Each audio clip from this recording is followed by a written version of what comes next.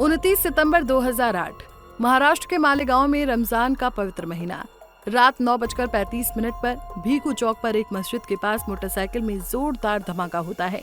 इसमें 6 लोगों की मौत, 100 से ज्यादा लोग घायल होते हैं। ये था मालेगांव बम ब्लास्ट, जिसने देश को हिला दिया। मालेगांव नासिक जिले का एक मुस्लिम बहुल इलाका है। 29 सितंबर के दिन रमजान के दौरान नमाजियों और खरीदारी करने वालों की भीड़ मौके पर मौजूद थी। एक मोटरसाइकिल में रखा गया बम फटता है। इस धमाके ने न केवल लोगों की जान ली थी, बल्कि एक नए विवाद को जन्म दे दिया था, और वो था हिंदू आतंकवाद। इस धमाके के बाद महाराष्ट्र एटीएस ने जांच शुरू की, जिसकी अगुवाई शहीद आईपीएस हेमंत करकरे ने की। जांच में अभिनव भारत नाम के दक्षिणपंथी संगठन का नाम सामने आया। साध्वी प्रज्ञा सिंह ठाकुर, लेफ्टिनेंट कर्नल प्रसाद पुरोहित समेत 7 लोगों पर आरोप लगे।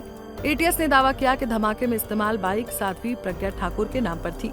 महाराष्ट्र एटीएस ने तुरंत कार्रवाई करते हुए साध्वी प्रज्ञा समेत तमाम आरोपियों को गिरफ्तार कर लिया, और यहीं से शुरू हुई एक लंबी कहानी और राजनीतिक लड़ाई। एटीएस का दावा था कि ये हमला एक हिंदू उग्रवादी साजिश का हिस्सा था। साध्वी प्रज्ञा के साथ सेना के कर्नल श्रीकांत पुरोहित और अन्य लोगों पर भी आरोप लगे।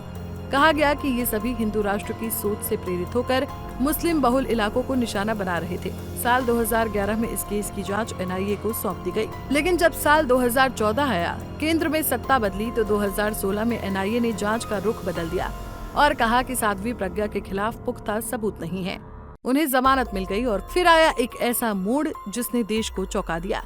2019 में साध्वी प्रज्ञा भाजपा में शामिल हुई और भोपाल से सांसद चुनी गई। हालांकि सांसद चुने जाने के बाद से भाजपा के अंदर ही साध्वी प्रज्ञा को लेकर असंतोष था।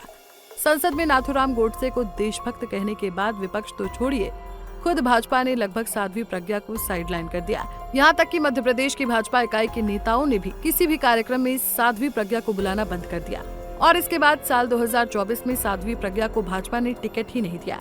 ऐसे में ये माना गया कि अब इनके सियासी सफर पर पूर्ण विराम लग चुका है।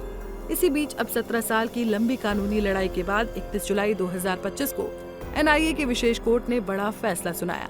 साध्वी प्रज्ञा, कर्नल पुरोहित समेत सभी 7 आरोपियों को बरी कर दिया गया।